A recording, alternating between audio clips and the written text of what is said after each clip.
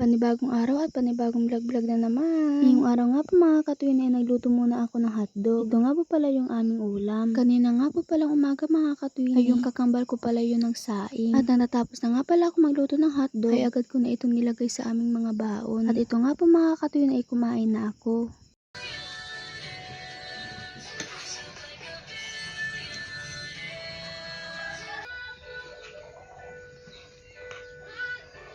Pagpasensyahan nyo na nga po pala mga katwini, paano ba naman ay napakaingay dito sa amin. Dahil nga po ay kapag umaga ay nagpapasound talaga kami ng Christian song. So ayan mga katwini, papunta na po kami sa school.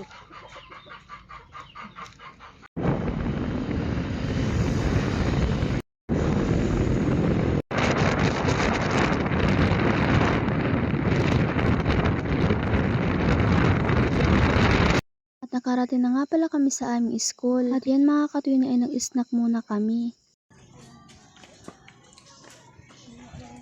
At sa mga oras nga na yan mga katwini ay naghihintay po kami ng aming teacher.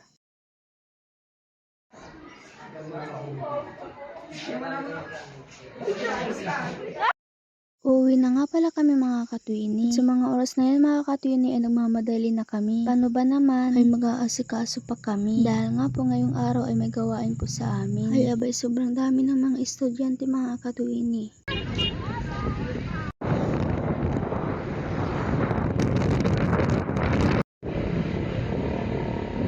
Huminto nga po pala muna kami dito mga katwini. Dahil nga po ay may kukunin kami.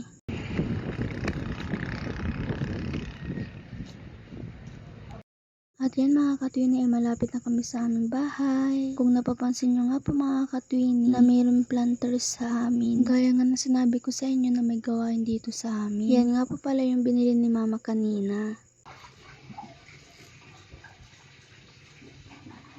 Dahil nga po ay wala na ako masuot na white na t-shirt ay nilabhan ko na muna ito. Sa mga oras na yan mga katwini ay tinatanong ko yung kakambal ko kung magpapalaba ba siya ng white na t-shirt. At ang sinabi niya nga mga katwini ay hindi na muna. Nag-start na nga pala yung gawain mga katwini. Pagpasensyahan nyo na mga katwini yung boses ko. Ano ba naman ay inaantok na ako. Bago ko tatapusin yung aking vlog, huwag kalimutan mag-follow, like, and comment. Thank you for watching. Bye!